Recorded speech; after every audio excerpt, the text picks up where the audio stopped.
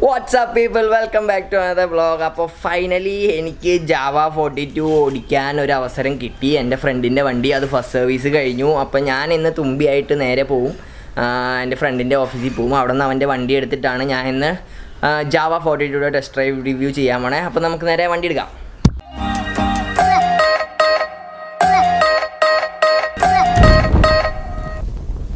Yes, അപ്പോൾ ഞാൻ വണ്ടി എടുത്തു, ഫ്രണ്ടിനെ നിന്ന് വണ്ടി എടുത്തു. ഞാൻ ഇപ്പോൾ എയർപോർട്ടിൻ്റെ അവിടെയാണ്. ഞാനൊന്ന് തൃശ്ശൂർ ഭാഗം വരെയൊക്കെ പോയി കുറച്ചൊക്കെ ദൂരം വണ്ടി ഓടിച്ചിട്ട് ഇപ്പോൾ എയർപോർട്ടിൻ്റെ ഇങ്ങോട്ട് വന്നതാണ്. അപ്പോൾ വണ്ടി ഞാൻ റിവ്യൂ ചെയ്യണം, വളരെ ലേറ്റാണ്. വണ്ടി ഇറങ്ങിയിട്ട് കുറേ കാലമായി. പക്ഷേ എനിക്ക് വണ്ടി ഷോറൂമിൽ നിന്ന് കിട്ടിയില്ല. ഷോറൂമിൽ നിന്ന് വണ്ടി തരില്ല എന്ന് പറഞ്ഞു റിവ്യൂ ചെയ്യാൻ. അപ്പോൾ അതുകൊണ്ട് ഞാൻ ഫ്രണ്ടിൻ്റെ വണ്ടിക്ക് വേണ്ടി വെയിറ്റ് ചെയ്തു, അവൻ്റെ ഫസ്റ്റ് സർവീസ് കഴിയാൻ വേണ്ടി വെയിറ്റ് ചെയ്തു. അപ്പോൾ അതൊക്കെ കഴിഞ്ഞ് ഇന്നാണ് എനിക്ക് വണ്ടി കിട്ടിയത്.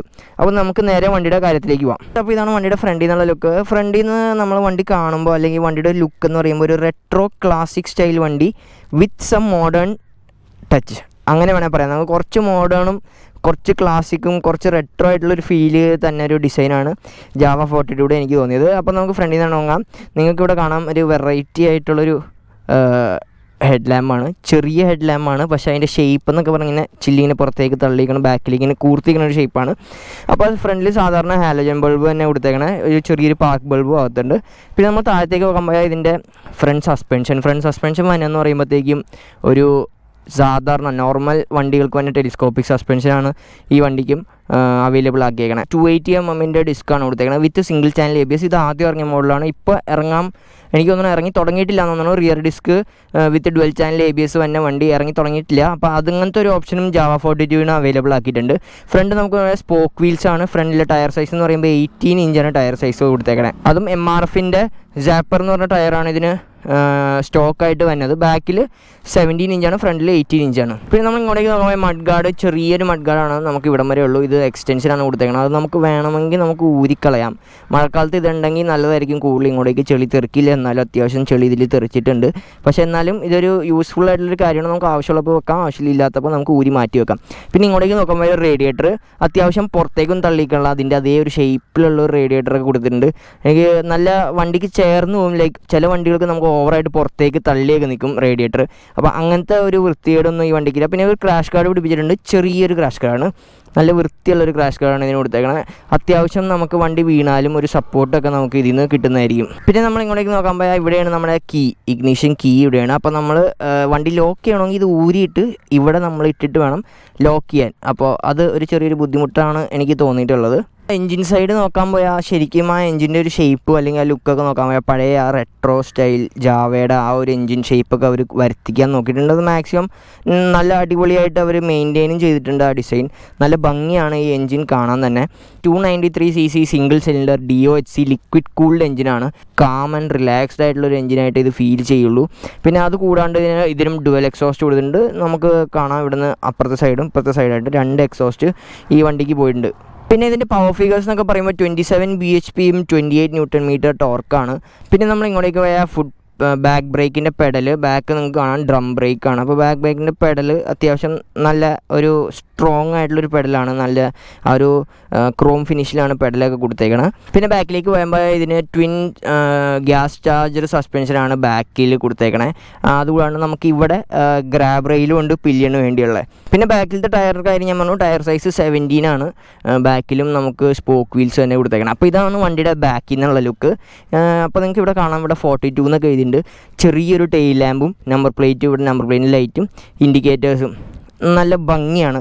നല്ല ഫിറ്റ് ആൻഡ് ഫിനിഷ് ഉണ്ട് വണ്ടിക്ക്. ശരിക്കും പറഞ്ഞാൽ നമുക്ക് അത്യാവശ്യം നല്ലൊരു ഭംഗിയുണ്ട്. ബാക്കിൽ നിന്ന് കാണുമ്പോൾ തന്നെ നല്ലൊരു ഭംഗിയുണ്ട് വണ്ടി കാണാൻ.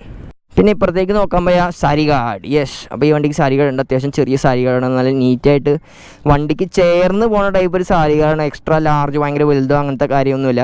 അത്യാവശ്യം നല്ലൊരു സാരി ഗാർഡാണ് ഇതിന് കൊടുത്തേക്കണേ. ഈ സൈഡിലേക്ക് പോകുമ്പോൾ ഇതിൻ്റെ ഗിയർ ബോക്സ് ആണ് പറയാനുള്ളത്. ഇതിന് 6 speed wet clutch gear box ആണ്.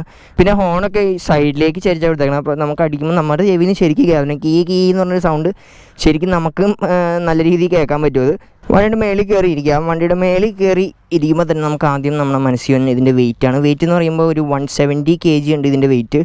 അപ്പോൾ 170 kg അത്ര വലിയ വെയിറ്റ് ആയിട്ടൊന്നും തോന്നുന്നില്ല, ഒട്ടും തോന്നില്ല. കാര്യം ഇതിൻ്റെ സീറ്റ് ഹൈറ്റ് തന്നെ 765 mm ആണ്. 765 mm സീറ്റ് ഹൈറ്റ് എന്നൊക്കെ പറയുമ്പോഴല്ലോ നമ്മൾ പെട്ടെന്ന് ഇപ്പോൾ ഞാൻ ഹിമാലയൻ ഓടിക്കാനാണ്. അപ്പോൾ ഹിമാലയനിൽ നിന്ന് പെട്ടെന്ന് ഇതിൻ്റെ അകത്തൊക്കെ കയറിയിരിക്കുമ്പോൾ അയ്യേ ഇതെന്ത് കുഞ്ഞു വണ്ടിയാണെന്നൊക്കെ നമുക്ക് ഫീൽ ചെയ്യും. അപ്പോൾ അങ്ങനത്തെ ഒരു ഫീലാണ് ഇതിലിരിക്കുമ്പോൾ തന്നെ നമുക്ക് ഒരു സിമ്പിളായിട്ട് നമുക്ക് ഹാൻഡിൽ ചെയ്യാം. നിർത്തിയിട്ട് വളയ്ക്കാനോ അല്ലെങ്കിൽ തിരിക്കാനോ അങ്ങനെ എന്തെങ്കിലും തള്ളി നീക്കാനോ ഒരു പ്രശ്നവും വരില്ല നമുക്ക് ഈ വണ്ടിയിൽ. ടാങ്ക് കപ്പാസിറ്റി എന്ന് പറയുമ്പോഴത്തേക്കും 14 ലിറ്റേഴ്സാണ് ടാങ്ക് കപ്പാസിറ്റി. മൈലേജ് ഇപ്പോൾ എൻ്റെ ഫ്രണ്ടിന് ഒരു മൈലേജ് ഒരു 30 to 35 റേഞ്ചിൽ മൈലേജ് ഇട്ടുണ്ട്. അപ്പോൾ നമുക്കൊരു ഫുൾ ടാങ്കിൽ ഇതിൽ നിന്നൊരു 400 to 450 കിലോമീറ്റേഴ്സ് വരെ പ്രതീക്ഷിക്കുക. അത് അത്യാവശ്യം ടൂറിങ്ങിന് നല്ല ഒരു മൈലേജാണ്. കാര്യം ഒരു 350 എബവ് കിലോമീറ്റേഴ്സിൽ ഉള്ള ഒരു ഫുൾ ടാങ്കിൽ മൈലേജ് തരുന്ന വണ്ടി അത്യാവശ്യം നല്ല ഒരു ടൂറിങ് പേർപ്പസിന് തന്നെ ഉണ്ടാക്കിയേക്കുന്ന ഒരു വണ്ടിയാണെന്ന് വേണമെങ്കിൽ പറയാം. 65 mm ആണ് ഇതിൻ്റെ ഗ്രൗണ്ട് ക്ലിയറൻസ് കൊടുത്തേക്കണം. ഇത് കൂടാണ്ട് ഇവിടെ നമുക്കൊരു ബാഷ് പ്ലേറ്റ് ഒക്കെ ഉണ്ട് മെറ്റലിൻ്റെ. അത്യാവശ്യം പ്രൊട്ടക്ഷൻ നമുക്ക് ലഭിക്കുന്നതായിരിക്കും ആ ബാഷ് പ്ലേറ്റിൽ നിന്ന്. ഞാൻ ഇപ്പോൾ മീറ്റർ എന്ന് പറഞ്ഞാൽ കാണിച്ചാൽ താക്കോൽ ഇവിടെ സൈഡിലാണെന്ന് ഞാൻ നേരത്തെ പറഞ്ഞായിരുന്നു. അതാണ് മീറ്റർ, എന്തായാലും തലയിരിഞ്ഞ മീറ്റർ. അപ്പോൾ ഇതൊരു റെട്രോ സ്റ്റൈലിൽ ഉണ്ടാക്കിയിരിക്കുന്ന ഒരു മീറ്ററാണ്. നമുക്കിങ്ങനെ തിരിഞ്ഞാണ് മീറ്റർ പോയേക്കണം. ഇവിടെ നിന്ന് 0 to 20 അങ്ങനെയാണ് മീറ്റർ പോയേക്കണം. ABS ലാമ്പ് ഉണ്ട്. ഇവിടെ ചെറിയൊരു ഫ്യൂൽ ഗേജും കൊടുത്തിട്ടുണ്ട്. ഓഡോമീറ്റർ ഉണ്ട്. ട്രിപ്പ് 1 ട്രിപ്പ് 2 അങ്ങനത്തെ പരിപാടിയൊന്നും ഈ മീറ്ററിനില്ല. അപ്പോൾ ചെറിയ ബേസിക് ആയിട്ടുള്ളൊരു മീറ്ററാണ്. ചെറുതായിട്ട് വെള്ളമൊക്കെ കയറുന്നുണ്ടല്ലോ, ജാവ കാണുന്നുണ്ടോ? ഇത് വണ്ടിക്ക് ഉള്ള ഒരു പ്രശ്നം ഞാൻ പറഞ്ഞുതരാം. ഈ വണ്ടിയിൽ കുറേ ഭാഗത്ത് നമുക്ക് തുരുമ്പ് കാണുന്നുണ്ട് കേട്ടോ. കുറച്ചൊന്നുമല്ല, കുറേ സ്ഥലത്തായിട്ട് തുരുമ്പാണ്ട്. ഇപ്പോൾ എവിടെയെങ്കിലും ചെറുതായിട്ടൊന്ന് പെയിൻറ്റ് പോയാൽ ഇവിടെ തുരുമ്പിക്കും. പിന്നെ നമ്മുടെ കണ്ടോ ഇവിടെ തുരുമ്പിക്കണു. പിന്നെ എക്സോസ്റ്റിൻ്റെ അകത്ത്, സസ്പെൻഷൻ്റെ ഈ അകത്തൊക്കെ തുരുമ്പിക്കുന്നുണ്ട്. എന്താണെന്നറിയില്ല എന്തുകൊണ്ട് ഈ തുരുമ്പ് വരുന്നത്. കണ്ടോ ഇവിടെ തുരുമ്പ് നമുക്ക് ഈ വണ്ടിയിൽ കുറേ സ്ഥലത്ത് കാണാം. എല്ലാം റീപ്ലേസ് ചെയ്ത് കിട്ടുമെന്നാണ് ജാവ ഉറപ്പ് വന്നിരിക്കണേ. അപ്പോൾ അറിയില്ല, അടുത്ത സർവീസിന് കയറുമ്പോഴായിരിക്കും അതൊക്കെ റീപ്ലേസ് ആവുക. എന്തായാലും തുരുമ്പ് ഒരു ചെറിയ ഇഷ്യൂ ആണ് നമ്മുടെ ജാവ 42-ൽ. ഞാൻ ഇപ്പോൾ എക്സോസ്റ്റ് സൗണ്ടും കൂടെ കേൾപ്പിച്ചു തരാം.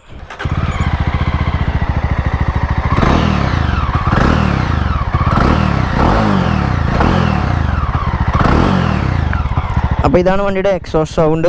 നമുക്ക് അതിൻ്റെ ഒരു വലിയ ഒരു DB കില്ലർ ഉണ്ട്. DB കില്ലർ എന്ന് വെച്ചാൽ ഒരു വടി പോലത്തെ ഒരു സാധനമാണ്. അത് നമുക്ക് അഡ്ജസ്റ്റ് ചെയ്ത് സൗണ്ട് കൂട്ടുകയും കുറയ്ക്കുകയും ചെയ്യാം ഈ വണ്ടിയിൽ. വേണ്ടെങ്കിൽ അത് മൊത്തത്തിൽ ഊരിക്കളഞ്ഞാൽ നല്ല സൗണ്ട് ഉണ്ടാവും. അപ്പോൾ ദൂരെ നിന്ന് ഈ വണ്ടി വരുവാണെങ്കിൽ നമുക്കൊരു മോജോ ആയിട്ട് പെട്ടെന്ന് ഫീൽ ചെയ്യും അതിൻ്റെ ഒരു സൗണ്ട് കാരണം. അപ്പോൾ നമുക്ക് വണ്ടി പോവാം. അപ്പോൾ ഇതിൻ്റെ ഫസ്റ്റ് നമുക്ക് ഹാൻഡിലിങ് അല്ലെങ്കിൽ സീറ്റിംഗ് പൊസിഷനിൽ നിന്ന് തന്നെ തുടങ്ങാം. ഇതിൻ്റെ സീറ്റിംഗ് പൊസിഷൻ എന്ന് പറഞ്ഞിട്ടുണ്ടല്ലോ, എങ്ങനെ പറയാം, ചെറിയ വണ്ടി, വൈഡ് ഹാൻഡിൽ ബാർസ്, അത്യാവശ്യം നല്ല അപ്രൈറ്റ്, കുറച്ച് ലീൻ ഫ്രണ്ടിലേക്കുണ്ട്. കുറച്ച് അത് നമുക്ക് പെട്ടെന്ന് അങ്ങനെ മനസ്സിലാകത്തൊന്നുമില്ല. പക്ഷെ എന്നാലും കുറച്ച് ലീൻ ഫ്രണ്ടിലേക്കുണ്ട്. നമുക്ക് അങ്ങനെ ഫുൾ അപ്രൈറ്റ് പൊസിഷൻ എന്ന് പറയാൻ പറ്റില്ല, ചെറിയൊരു ലീൻ ഫ്രണ്ടിലേക്കുണ്ട്. അതാണ് അപ്പോൾ ഇതിൻ്റെ റൈഡിങ് പൊസിഷൻ എന്ന് പറഞ്ഞാൽ നല്ല കംഫർട്ടബിൾ ആയിട്ടുള്ള റൈഡിങ് പൊസിഷനാണ്. നമുക്കങ്ങനെ വലിയ ബുദ്ധിമുട്ടൊന്നും തോന്നില്ല ഒരിക്കലും. ക്രൂസിങ് സ്പീഡ് ഞാൻ പ്രിഫർ ചെയ്യണത് 80-90 ആണ്. അതിൻ്റെ മുകളിലേക്ക് പോകുമ്പോൾ നമുക്ക് അത്ര കംഫർട്ടബിൾ ആയിട്ട് തോന്നാൻ സാധ്യതയില്ല. എൻജിന് നമുക്ക് അത്ര വലിപ്പിക്കലായിട്ട് തോന്നില്ല. എൻജിന് എനിക്ക് തോന്നുന്ന ഒരു 110-115 കഴിയുമ്പോഴേ നമുക്ക് ഒരു വലിപ്പീര് തോന്നുള്ളൂ എൻജിനിൽ നിന്ന്. അതിന് മുമ്പും നമുക്ക് അങ്ങനെ വണ്ടീനായിട്ട് വലിപ്പിക്കാനായിട്ടൊന്നും ഒരിക്കലും തോന്നില്ല. ഇതിൻ്റെ സസ്പെൻഷനെ പറ്റി പറയാം. സസ്പെൻഷൻ ഒരു ഹാർഡർ സൈഡിലേക്കാണ് സസ്പെൻഷൻ കൊടുത്തേക്കണേ. എനിക്കത്ര സോഫ്റ്റായിട്ടൊന്നും തോന്നിയില്ല.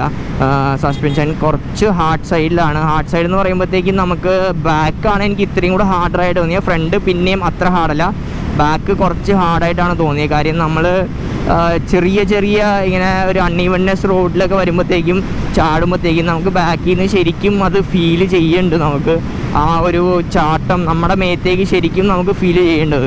പിന്നെ ഹാൻഡിൽ ബാസൊക്കെ ഞാൻ പറഞ്ഞല്ലോ, നല്ല വൈഡ് ഹാൻഡ് ബാസാണ്. നമുക്ക് നല്ല കംഫർട്ടബിൾ ആണ്. ഒരു റെട്രോ അല്ലെങ്കിൽ നമ്മളിപ്പോൾ ഒരു ലെതർ ജാക്കറ്റും ഒരു ഹാഫ് ഫേസ് ഹെൽമെറ്റും ഒരു കണ്ണാടിയൊക്കെ വെച്ച് ഇങ്ങനെ സ്ലോ മോഷനിൽ പോകാൻ നല്ല അടിപൊളി വണ്ടിയാണ്. അപ്പോൾ നമുക്ക് 0 to 100 ചെക്ക് ചെയ്യാം. ഇവിടെ ഒരു റോഡുണ്ട് നമ്മുടെ. അപ്പോൾ നിങ്ങൾ നോക്കണം, മീറ്റർ ഇങ്ങനെ കേട്ടോ പോണേ 100 എത്താൻ.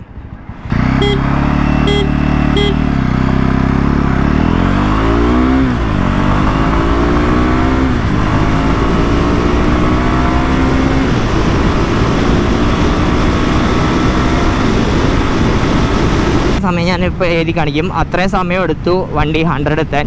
അത് കൂടാണ്ട് വൈബ്രേഷൻ്റെ അളവ് നമ്മൾ ശരിക്കും നല്ല കുറച്ച് RPM ഇപ്പോൾ കയറ്റി അടിക്കുവാണെങ്കിൽ, അല്ലെങ്കിൽ ഇപ്പോൾ റെഡ് ലൈൻ വരെ എത്തിക്കാൻ നോക്കുവാണെങ്കിൽ വണ്ടിയുടെ ഈ സൈഡിൽ നിന്നൊക്കെ നല്ല വൈബ്രേഷനാണ്.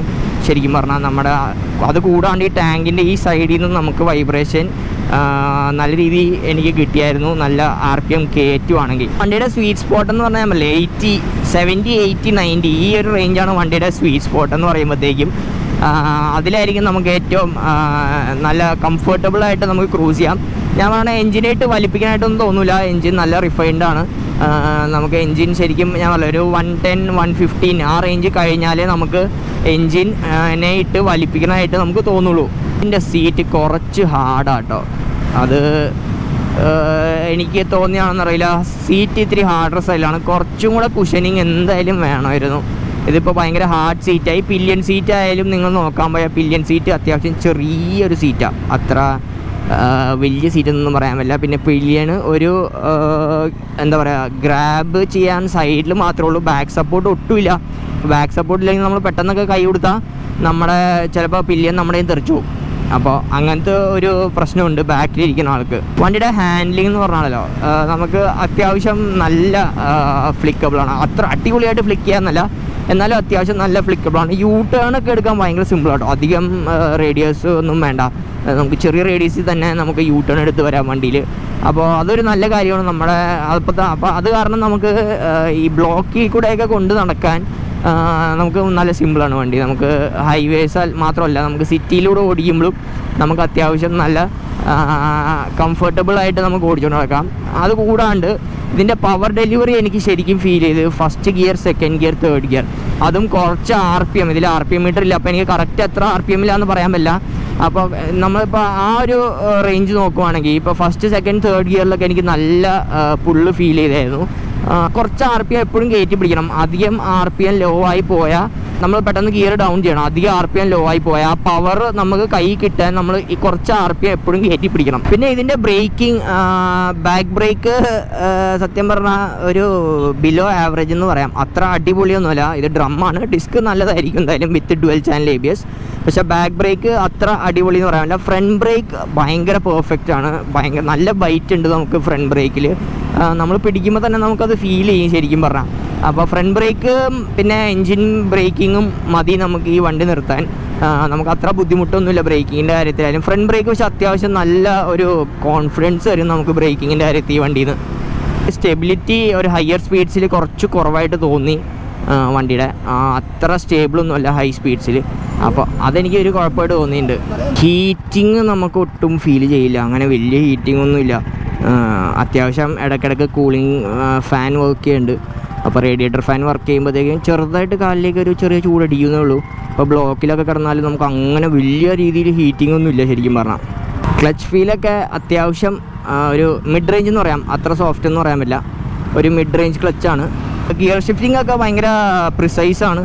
നമുക്ക് ഗിയർ ഷിഫ്റ്റിങ്ങിലൊന്നും വലിയ കുഴപ്പമൊന്നും തോന്നില്ല. പിന്നെ ഇതിൻ്റെ ബ്രേക്കിങ്ങിനെ പറ്റി എൻ്റെ ഫ്രണ്ട് പറഞ്ഞൊരു കാര്യമുണ്ട്.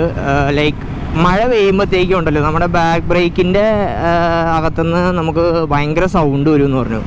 ബാക്ക് ബ്രേക്കിൻ്റെ അകത്തുനിന്ന് എന്താണെന്നറിയില്ല, ഭയങ്കര വല്ലാത്തൊരു വൃത്തിയായിട്ടൊരു സൗണ്ട് വരും ബാക്ക് ബ്രേക്കിൻ്റെ അകത്തുനിന്ന്. അങ്ങനെ ഒരു കാര്യം പറഞ്ഞു. നമുക്ക് സിറ്റിയിലൂടെയൊക്കെ ഓടിച്ചുകൊണ്ടൊക്കെ ഞാൻ നല്ലൊരു peaceful and calm and peaceful ആയിട്ടൊരു ആളാണെങ്കിൽ ആൾക്ക് ഓടിച്ചടക്കാൻ പറ്റിയൊരു വണ്ടിയായിരിക്കും. പിന്നെ അതുകൂടാണ്ട് നമുക്ക് അത്യാവശ്യം ഞാൻ പറഞ്ഞില്ല ആ ഒരു 80s വരെയൊക്കെ എത്താൻ പെട്ടെന്ന് എത്തും വണ്ടി. നമുക്ക് ഒരു വൈബ്രേഷനൊന്നും ഇല്ലാണ്ട് നല്ല സ്മൂത്തായിട്ട് നമുക്ക് 80, 90s ഒക്കെ നമുക്ക് എത്താം വണ്ടിയിൽ. പക്ഷേ അതിന് മേളിലേക്ക് പോകുമ്പോഴാണ് വണ്ടി ഇത്തിരി വൈബ്രേഷനും കാര്യങ്ങളൊക്കെ വരുന്നത്. 120 കയറും വണ്ടി, സിമ്പിളായിട്ട് 120 കയറും. പക്ഷെ നമുക്ക് വൈബ്രേഷൻ ഫീൽ ചെയ്യും. നമുക്ക് അത്ര സ്മൂത്ത് 120 ആയിരിക്കില്ല അത്. ശരിക്കും ഒരു ബിഗിനർ ഫ്രണ്ട്ലി വണ്ടി എന്ന് വേണമെങ്കിൽ പറയാം. കാര്യം പവർ ഡെലിവറി ഒക്കെ ഭയങ്കര ലീനിയറാണ്. 300cc മോട്ടോർ സൈക്കിളാണെന്ന് പറഞ്ഞാൽ തന്നെ അതിനായിട്ടുള്ള ആ ഒരു ഭീകര പവറും അങ്ങനത്തെ കാര്യങ്ങളൊന്നുമില്ല. ഒരു ബിഗിനേഴ്സ് ഫ്രണ്ട്ലി വണ്ടിയാണെന്ന് പറയാം. വെയിറ്റ് ആയാലും അത്ര നമുക്ക് വെയിറ്റ് തോന്നില്ല. അത് കൂടാണ്ട് നമുക്ക് ഹാൻഡിൽ ചെയ്യാനായാലും വലിയ ഡിഫിക്കൽട്ടി ഒന്നുമില്ല ഹാൻഡിൽ ചെയ്യാനായാലും. അപ്പോൾ നമുക്ക് ഭയങ്കര സ്മൂത്തായിട്ട് ഓടിച്ചുകൊണ്ട് നടക്കാനും അത്യാവശ്യം നല്ല രീതിയിൽ ഹാൻഡിൽ ചെയ്ത് നടക്കാനും പറ്റിയ ഒരു വണ്ടിയാണ് ജാവ 42. അപ്പോൾ വണ്ടിയുടെ വില ഏകദേശം ഈ ജാവ 42 എൻ്റെ ഫ്രണ്ട് എടുത്തപ്പോഴത്തേക്കും 1.9 ആ റേഞ്ചായി. 1.9 lakhs, 1,90,000 രൂപയായിട്ടുണ്ടായി അവനെടുത്തപ്പോൾ. ഫസ്റ്റ് സർവീസിൻ്റെ റേറ്റൊക്കെ ഞാൻ പറഞ്ഞു 1,700 അല്ലെങ്കിൽ 2,000 ആ ഒരു റേഞ്ചിലായിരിക്കും നമുക്ക് ഫസ്റ്റ് സർവീസിൻ്റെ കോസ്റ്റ് തന്നെ. നമുക്ക് മെയിൻ വണ്ടി നമുക്ക് യൂസ് ചെയ്യാൻ പറ്റിയത് എങ്ങനെയാണെന്ന് വെച്ചാൽ നമുക്ക് ഡെയിലി യൂസിനൊക്കെ പറ്റിയൊരു വണ്ടിയാണ്. അത് കൂടാണ്ട് നമുക്ക് അത്യാവശ്യം ലോങ് റൈഡ്സും പോവാം. ബട്ട് ഹൈവേസിൽ നിങ്ങൾക്ക് പോവും, വണ്ടി സ്പീഡ് കയറും, ഇല്ലയെന്നല്ല.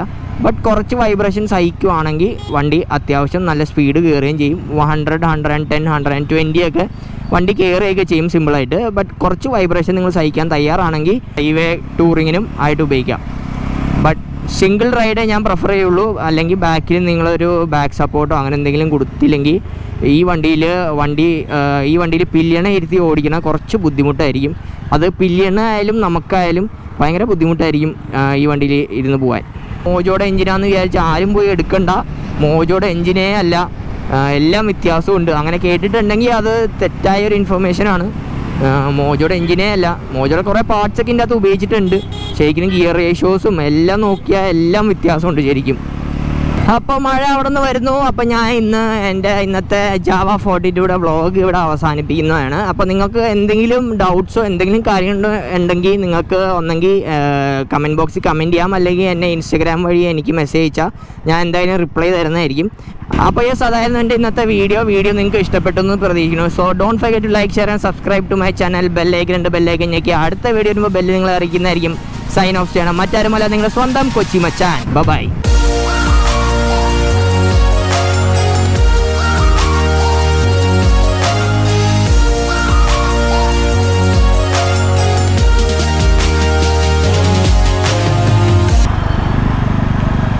The hump dust. കണ്ട, ഞാൻ പറഞ്ഞില്ലേ, എന്നെ എടുത്ത് അങ്ങ് എറിയുക, ഒന്നും നോക്കണ്ട.